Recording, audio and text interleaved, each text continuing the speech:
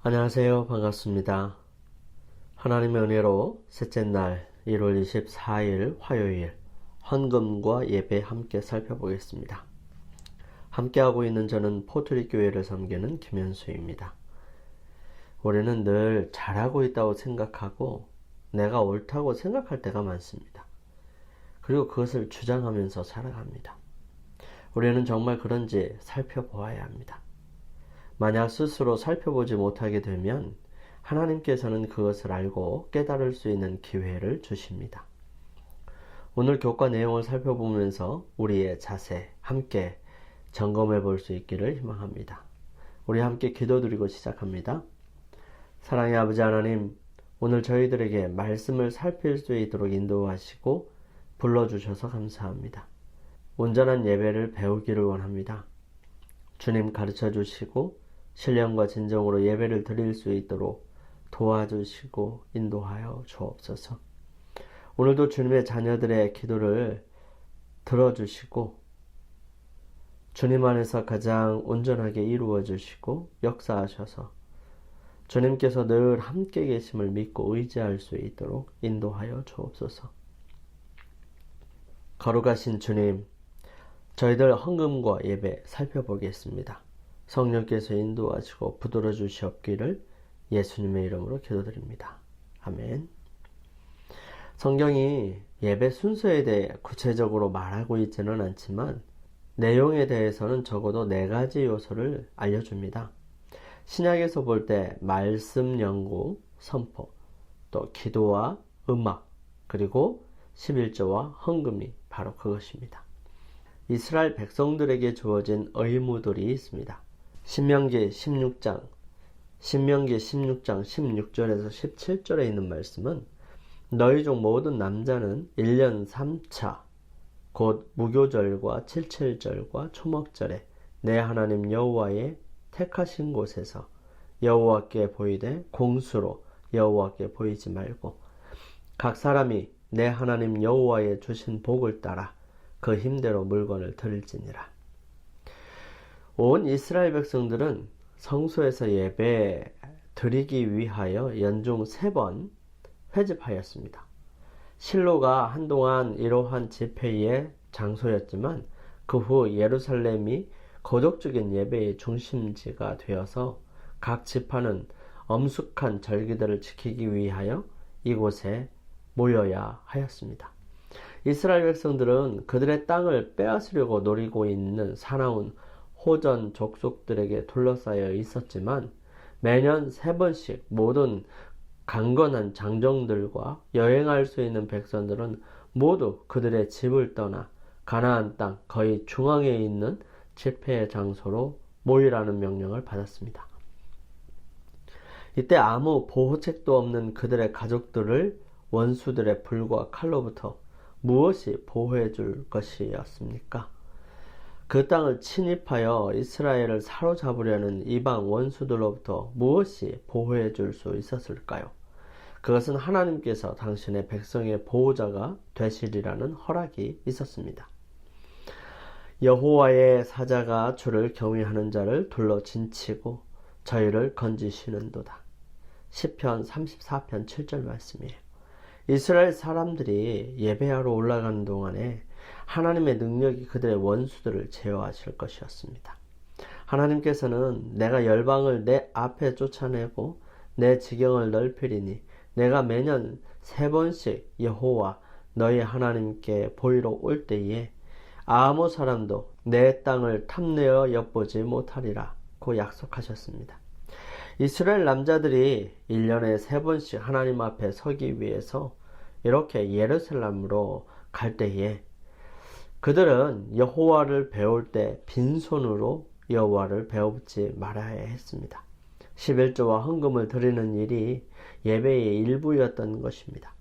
하나님의 자녀들은 유월절, 오순절, 그리고 초막절에 11조와 헌금을 가지고 왔던 것입니다. 이 절기들에 빈손으로 오는 사람은 없었습니다. 다시 말해 고대 이스라엘에서 11조와 헌금을 드리는 일은 예배에 있어 핵심적인 부분이었습니다. 참된 예배는 그저 말과 노래와 기도로 하나님을 향한 우리의 감사를 나타내는 것이 아니라 그것과 더불어 하나님의 전에 예물을 가져옴으로 우리의 감사를 표현하는 것입니다. 이스라엘 백성들은 성전으로 가져갔고 우리는 안식일에 교회로 가져갑니다. 11조와 헌금을 드리는 한 중요한 방법으로서 말이죠. 하나님께 예물을 드리는 것은 예배의 행위입니다. 예배는 드리는 것을 의미합니다. 먼저는 나를 드리는 것이고요. 그 다음은 하나님께서 내게 주신 것임을 인정하는 11조를 드리는 것입니다. 그 다음은 하나님께서 내게 베푸신 은혜에 대한 감사하는 마음을 드리는 것입니다. 그러므로 예배는 진정성이 있어야 하고요. 그것은 반드시 양이 아니라 질로 평가되어야 하는 것입니다. 여기서 우리 함께 반드시 생각해 보아야 할 문제가 있습니다. 우리는 흔히 예배를 본다고 보러 간다고 말합니다. 이것은 나를 드리는 예배가 아니라 다른 사람들이 자신을 드리는 예배를 보러 간다는 의미이지 않을까요? 자신을 드리지 않는 예배는 예배가 아닙니다. 그러므로 우리는 예배를 드리러 가야지 예배를 보러 가면 안 되는 것입니다. 이 사실을 분명하게 우리는 인지해야 합니다. 우리는 결코 예배를 보러 가는 것이 아니라 예배를 드리러 가야 합니다. 요즘 신앙에 문제가 생기는 이유가 바로 이 예배를 드리지 않고 보기 때문입니다. 예배를 드리는 사람들은 정직한 11금을 드립니다. 그리고 거기에 더 마음을 다해 헌금을 드리죠. 우리가 드리는 헌금이 아깝고 헌금이 어디에 쓰여지는지 궁금해지고 교회의 자금에 대해 불합리하다고 생각이 들어지는 것은 이미 진실된 헌금에서 자기 자신을 드리는 예배에서 벗어나고 있는 것이지 않을까 생각해 봐야 하는 것입니다. 우리는 하나님께 예배를 드리고 헌금을 드리는 것이지 교회나 화폐나 그 어떤 조직에게 주는 것이 결코 아닙니다. 우리는 헌금에 대한 나의 자세와 마음가짐을 통해서 우리의 신앙을 점검해 보아야 합니다. 내가 어떻게 하고 있느냐가 바로 나의 신앙의 상태를 말하고 있는 것이지요. 가인과 아벨의 제사의 차이는 어디에 있습니까? 그것은 진실된 신앙이냐 아니면 나의 생각에 맞는 신앙이냐 하는 것입니다. 마음에 들지 않아도 하나님께로부터 온 것이 확인되면 그것이 하나님의 뜻이라고 생각이 들면 그것이 나의 생각과 맞지 않는다 할지라도 그 말씀에 주어진 직무와 역할과 의무에 충실하여야 합니다. 우리는 언제나 문제가 내가 앞서기 때문입니다. 하나님께서 주시는 것이 곧 내게 가장 좋은 것인데 그리고 나의 삶에 가장 필요한 것인데도 불구하고 그것을 내 생각에는 하면서 자신의 계획과 마음을 피력합니다. 마치 내가 생각하고 계획한 것이 다 하나님의 뜻인 양 생각하고 말하고 강요하는 것은 결코 바른 신앙이라고 볼 수 없습니다. 그것은 망하는 길입니다. 빛깔은 좋지만 여물지 않은 열매고 보기는 좋아도 맛이 들지 않은 것입니다. 영감의 말씀은 다음과 같이 기록합니다. 아담이 앞서 시험을 받았던 것 같이 이 형제들도 하나님의 말씀을 믿고 순종하려는지의 여부를 입증하기 위하여 시험을 받았다. 그들은 사람의 구원을 위한 하나님의 준비에 대하여 익히 알고 있었으며 하나님께서 제정하신 제사제도에 대하여도 이해하고 있었다. 그들은 이 제물로 그것들이 예표한 구주에 대한 믿음을 표현하고 동시에 용서를 위하여 그분께 전적으로 의지한다는 것을 인정해야 한다는 것을 알았다. 그리고 이와 같이 그들의 구속에 대한 하나님의 계획에 순응함으로 하나님의 뜻에 그들이 순종한다는 증거를 보이고 있다는 것을 그들은 알고 있었다. 피 흘림이 없이는 죄사함이 있을 수 없었다. 그리고 그들은 가축의 초태생을 희생제물로 바침으로써 약속된 속죄로서 그리스도의 피에 대한 그들의 믿음을 나타내야 할 것이었다. 이것들 외에 땅에 처음 익은 열매를 감사 제물로 주 앞에 바쳐야 할 것이었다. 두 형제는 그들의 제단을 같은 모양으로 쌓고 각기 제물을 가져갔다. 아벨은 주께서 지시하신 대로 양떼 중에서 취한 희생제물을 드렸다. 여호와께서 아벨과 그 제물은 연락하셨던 것이다. 하나님께서 불이 내려와 그 제물을 살랐다. 그러나 가인은 주의 직접적이요 분명한 명령을 무시하고 과실말을 제물로 드렸다. 이것이 간합되었음을 보여주는 아무런 표적도 하늘에서 내려오지 않았다. 아벨은 하나님께서 지시하신 방법대로 하나님께 나아가도록 그의 형에게 간청하였다. 그러나 그의 간청은 가인을 더 단호하게 자신의 뜻을 고집하도록 만들 뿐이었다. 장자로서 그는 동생의 권고를 받을 처지가 아니라고 느끼고 그의 충고를 무시하였다. 가인은 약속된 희생과 희생 제물의 필요성에 대하여 마음속으로 불평과 불신을 품고 하나님께 나아갔다. 그의 봉헌물에는 죄에 대한 참회가 표시되어 있지 않았다.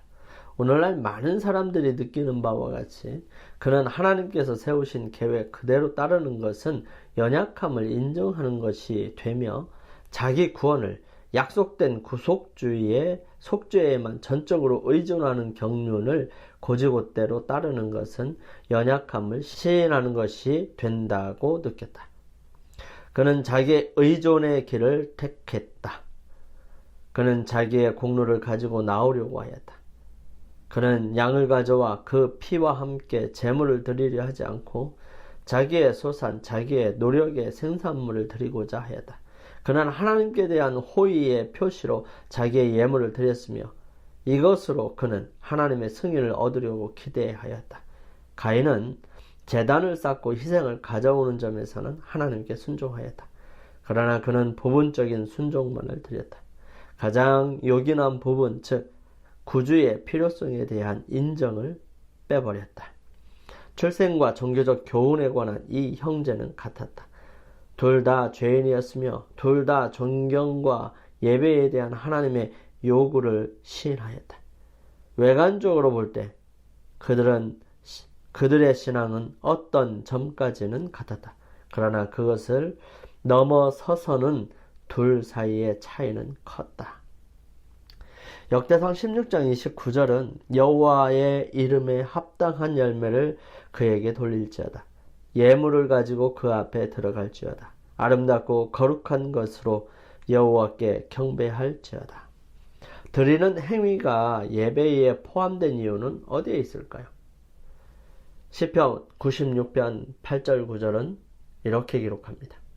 여호와의 이름에 합당한 영광을 그에게 돌릴지어다. 예물을 가지고 그 궁정에 들어갈지어다. 아름답고 거룩한 것으로 여호와께 경배할지어다. 온 땅이여 그 앞에서 떨지어다. 시편 116편 16절에서 18절 말씀은 이렇게 기록합니다. 여호와여 나는 진실로 주의 종이요 주의 여종의 아들 곧 주의 종이라. 주께서 나의 결박을 푸셨나이다. 내가 주께 감사제를 드리고 여호와의 이름을 부르리이다. 내가 여호와의 모든 백성 앞에서 나의 서원을 여호와께 갚을지라. 이곳에 나타나는 원칙들을 우리의 예배에 어떻게 적용할 수 있을까요? 이 땅에서 하나님의 사업을 관리할 책임을 가진 하나님의 자녀로서 하나님 앞에 우리의 예물을 가지고 오는 것은 특권이요 기회이며 의무입니다. 만약 하나님께서 우리에게 그분을 위해 자녀를 양육할 특권을 주셨다면 우리는 그들과 함께 안실학교와 교회 예배 11조와 헌금을 가지고 오는 기쁨을 공유해야 한다. 최근 몇 년 사이 온라인 또는 다른 방법을 통해 11조 헌금을 드리는 일이 많아졌습니다. 어떤 방식을 취하든지 11조와 헌금을 드리는 것은 하나님께 드리는 예배의 일부임을 기억해야 합니다. 하나님 앞에 잘 준비된 11조와 각종 헌금을 드리는 일은 기도와 찬양과 말씀과 더불어 매우 중요한 예배의 한 부분임을 성경을 통해 확인할 수 있습니다. 영감의 교훈입니다. 안전한 하늘 창고에 맡겨라. 그대들의 집이나 의복 가운데 어떤 것을 희생해서 가련하고 가난한 자들을 위해서 돈을 안전한 장소에 두도록 하라. 그대들의 11조와 하나님께 드리는 감사 헌금을 줄이지 말고 더 늘리도록 하라. 하나님은 가난한 자들을 부양하기 위해 재물을 하늘에서 쏟아 주시겠다고 제안하지 않으시고 당신의 소유물을 대리자들의 손에 맡기셨다. 그들은 그분의 성도들의 모습 속에서 그리스도를 알아봐야 한다. 우리 함께 기도드리겠습니다. 우리의 재물 통해서 하나님께 예배 드릴 수 있게 하시니 감사합니다. 제가 가진 것이 많든 적든 하나님께서 베풀어 주신 축복의 분량에 따라 11조와 각종 헌금을 잘 구별하여 드리는 충성된 청지기가 되게 해 주시옵소서. 거룩하신 아버지 하나님, 우리 오늘을 살아갈 때 주님의 능력으로 승리하는 삶을 살게 하여 주옵소서. 모든 것을 아시고 또 사랑하시는 우리 주님 예수 그리스도의 이름으로 간절히 기도드립니다. 아멘. 우리 오늘 승리하시기 위하여 주님 앞에 능력을 구하고 은혜를 구하는 개인적인 시간을 갖도록 하겠습니다. 저는 내일 아침 다시 찾아뵙겠습니다. 감사합니다.